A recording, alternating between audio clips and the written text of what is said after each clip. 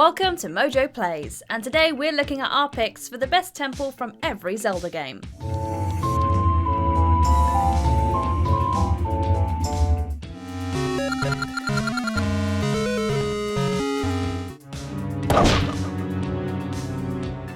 For this list, we're picking the most well-designed dungeons across Link's many adventures.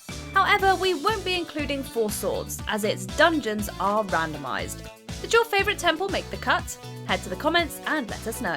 Before we begin, we publish new content all week long, so be sure to subscribe and ring the bell to get notified about our latest videos. Death Mountain, The Legend of Zelda.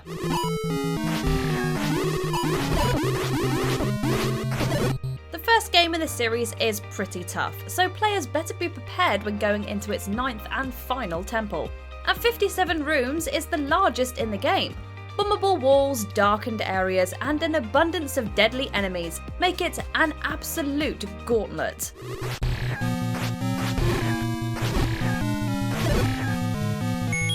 But for adventurers who love uncovering the overworld secrets and slaying its nasty beasts, it's a puzzle pulling you in to be solved.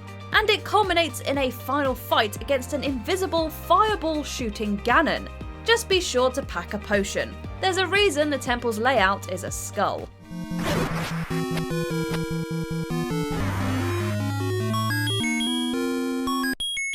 The Great Palace, Zelda 2: The Adventure of Link.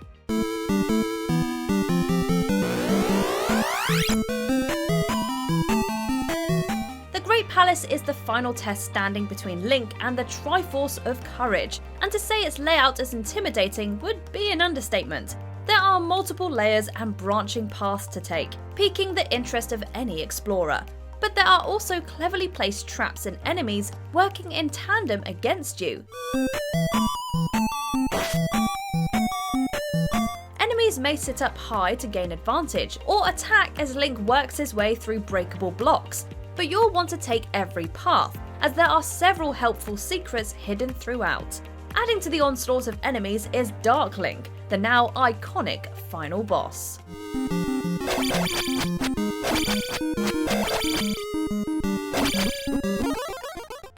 Ganon's Tower, The Legend of Zelda, A Link to the Past.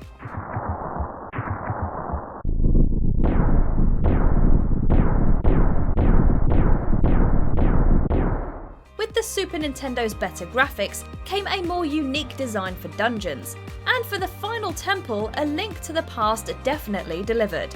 Hazards are much more prevalent here than in past games, with pits, spikes, conveyor belts, and multiple fire-based traps that will test your reaction time.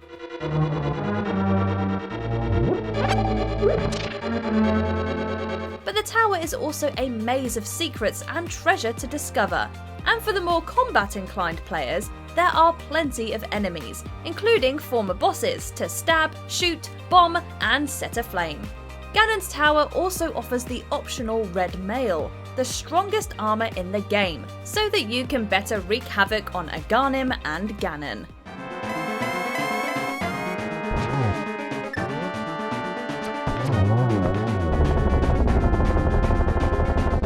Turtle Rock, The Legend of Zelda: Link's Awakening.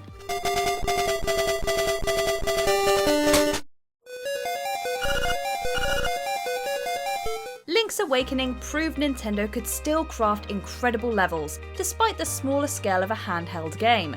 Turtle Rock is the best of the bunch, balancing enemy encounters with puzzles that revolve around creating platforms over pits and pools of lava.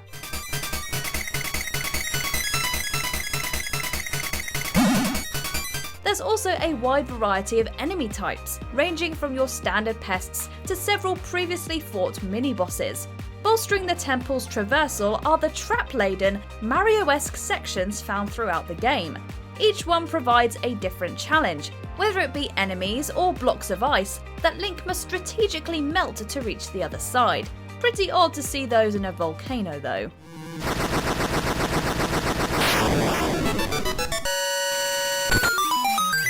Forest Temple, The Legend of Zelda: Ocarina of Time.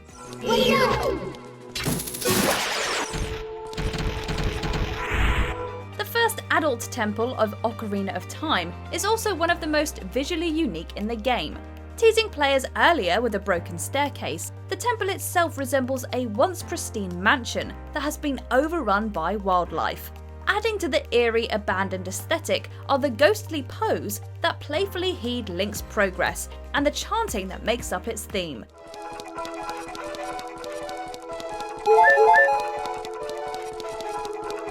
Many room layouts and paths can be interacted with and changed. The temple's design reaches its peak once Link gains the bow, allowing him to flip certain rooms to reach new areas and items. Topping off the engaging dungeon is a fight with Phantom Ganon, giving you a practice run at the game's final boss.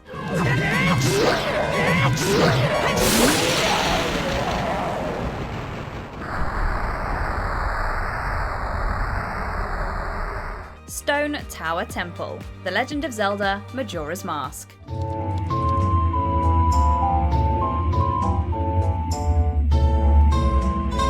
The Stone Tower Temple lies deep within the unsettlingly creepy Ikana Canyon, and is one that will test every ability Link has as he races against the clock. Puzzles and hazards make equal use of all four of Link's forms, making it the most varied in the game.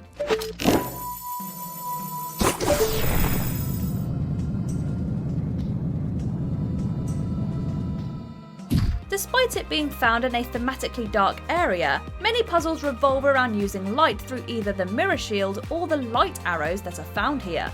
But by far the most interesting aspect of the temple comes when Link flips it upside down, completely changing room layouts. Add on some of the catchiest music of the game and larger-than-life enemies, and you've got one impressive temple.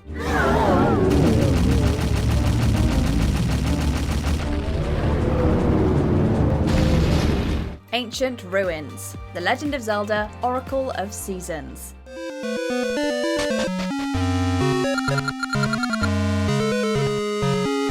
This dungeon from Capcom's handheld entry essentially lets Link explore an ancient Egyptian crypt.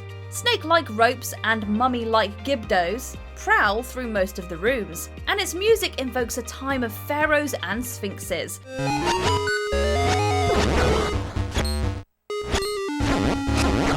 It isn't just a design straight out of an old adventure movie that this temple has going for it. Its puzzles heavily revolve around using Link's magnetic gloves and boomerang, while navigating requires heavy use of Rock's feather. While the 2-button limitation of the Game Boy Color means you'll be item switching a lot, there's no denying that navigating this temple is an awful lot of fun.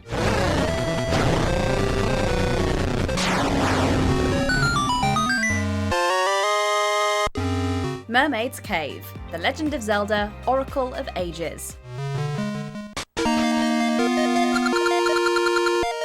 The other half of Capcom's duology has Link travelling between two time periods, and the only temple to utilise both eras in the Mermaid's Cave. This large dungeon is essentially 2-in-1. Both eras feature different puzzles, layouts, and their own map and compass.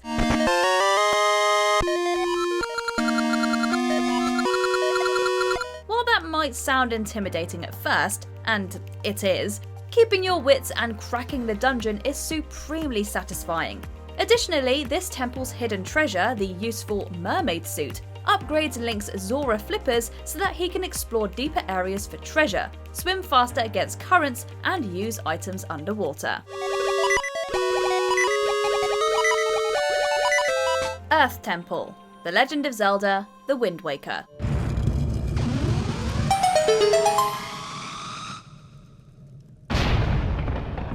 Like the Stone Tower Temple before it, many of the Earth Temple's puzzles revolve around using rays of light.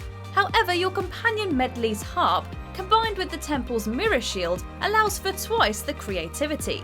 Controlling Medli via the command melody also brings another layer to exploration, as she can glide to places Link can't reach. Then there's the temple's visual features, resembling a crypt with coffins hiding redeads and stalfuses. Strange blue fog hides creepy floor masters, and a pack of Poes can be found throughout. And the boss fight with the king of all Poes, Jalhalla, while not very difficult, is still a wonderful blend of kooky and spooky.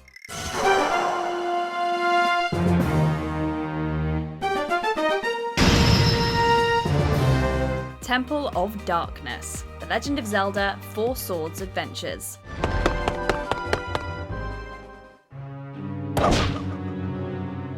As the name implies, the Temple of Darkness from this multiplayer adventure is very dark, both aesthetically and literally.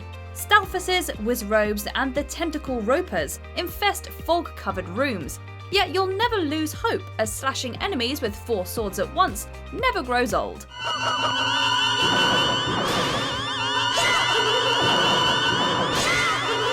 And the puzzles are terrific, such as pushing an entire room around to connect certain areas and piecing together bits of a riddle from various Deku shrubs.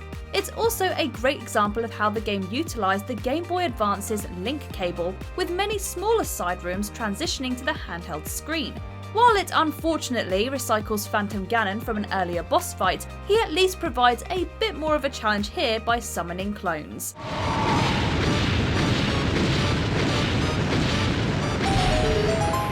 Temple of Droplets, The Legend of Zelda, the Minish Cap.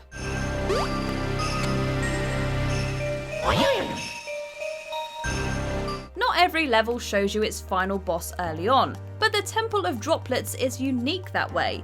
Much of the dungeon is frozen over, causing Link to slide around, and many of the puzzles revolve around using skylights to melt ice blocks with keys inside them. Parts that aren't frozen over utilise the flippers so Link can avoid hazards, or lily pads so that he can reach new areas. This means navigating requires a certain level of patience.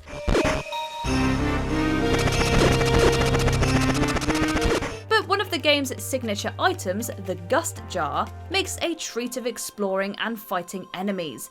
Furthermore, there's an element of suspense after Link acquires the Flame Lantern and must navigate darkened rooms filled with enemies.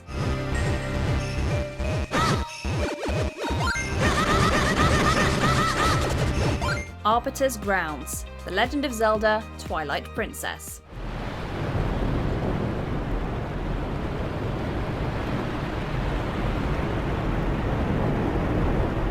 Once a prison for Hyrule's most dangerous criminals, the Arbiter's Grounds is swarming with angry spirits in forms of Gibdos, skeleton soldiers, hoes, and even ghostly rats. And its desert setting brings with it quicksand and hordes of beetles that will drag you below. While it does rehash the 4 Poes from Ocarina of Time's Forest Temple, Wolf Link's tracking abilities make the hunt play out differently. But it's the second half, after Link obtains the Spinner, that makes it one of the best Zelda temples ever. Traversal is wonderfully freeing, riding to new heights and jumping between various tracks. And it's used to even better effect against the temple's final boss, the imposing Stall Lord.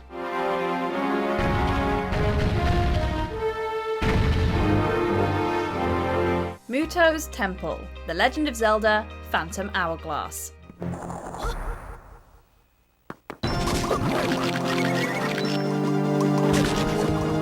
MUTOH'S Temple is a fantastic blend of The Legend of Zelda and Indiana Jones.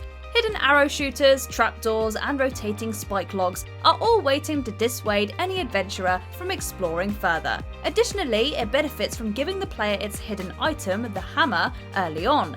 The DS's touchscreen allows for a wider range than hammers in previous Zelda games, which is much appreciated when it comes to fighting enemies or making it through the temple's various puzzles and obstacle courses. Flinging Link through the air via spring-loaded platforms and smashing Stalfuses into dust is immense fun no matter how many times you do it. Then there's the satisfying boss fight with Eox, a stone Goliath just waiting to be shattered.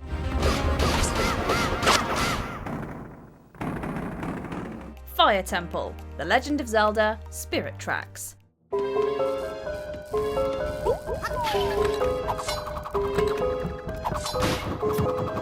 A great Zelda temple usually has great puzzles, and the Fire Temple from Spirit Tracks definitely fits the bill. Mirrored rooms that have the player make note of traps on the second screen, and mine carts with branching paths to treasure make it extremely fun to explore. But the puzzles centered on its hidden item, the bow, are what make this temple memorable. It's filled with arrow orbs that will change the trajectory of your arrow depending on the direction the orb is facing. And since you can move these orbs as well as change their direction, these puzzles offer plenty of little aha moments.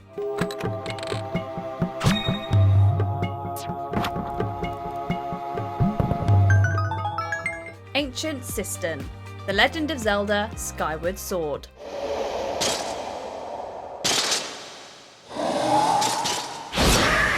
The fourth temple of Skyward Sword houses plenty of visual flair and interestingly contrasts with itself. The majority is covered in gold and themed around Eastern imagery, but the lower level featured undead bokoblins and murky waters that when touched will damage and curse you. The Ancient Cistern's puzzles are almost as serene as its art style.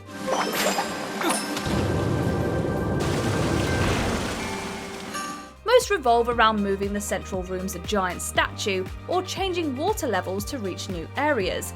Things get really fun after you acquire the whip, which makes wonderful use of the Wii's motion controls. Also, it shouldn't be understated that Ancient Cistern has one of the best boss fights in the entire series, the six-armed gold-plated automaton, Koloktos.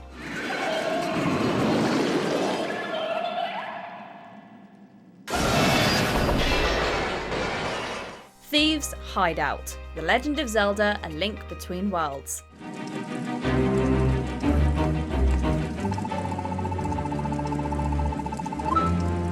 Only Nintendo could turn a temple into an escort mission and have it be one of the best in the game.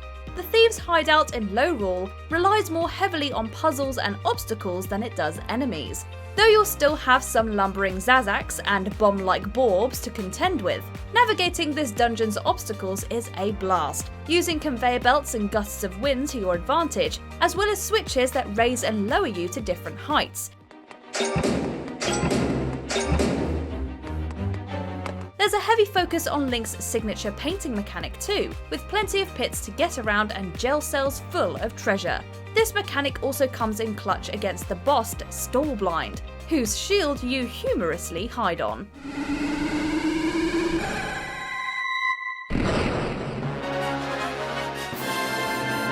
The Lady's Lair, The Legend of Zelda: Triforce Heroes.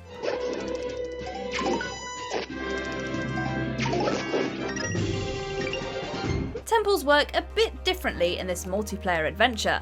The Lady's Lair is the final section of the fortress area and finally introduces the game's primary antagonist, Lady Maud. While Triforce Hero temples aren't nearly as long as those in more traditional entries, the Lady's Lair makes great use with what it's given.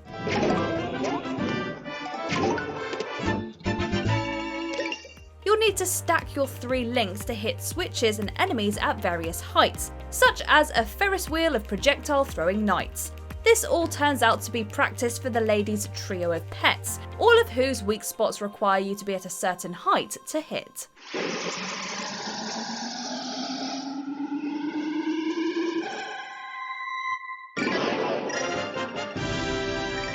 Hyrule Castle, The Legend of Zelda: Breath of the Wild.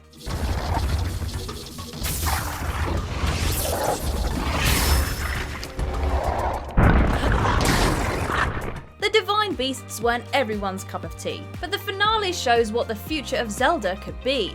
Breath of the Wild's Hyrule Castle is a massive, non-linear temple with a ton of different entrances and exits. You could bypass everything by riding the waterfalls up to Calamity Ganon's location, or you could go exploring for the vast amount of high-level weapons, treasure, side quests, and lore in the form of diary entries from Zelda and the King. However, all of it's guarded by an army of the toughest enemies the game has to offer.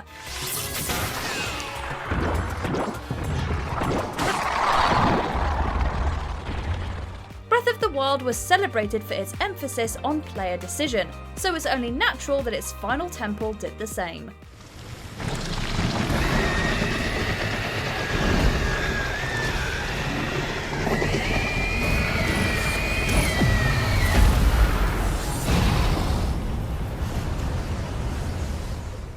Thanks for watching. If you enjoyed the video, there's more where that came from.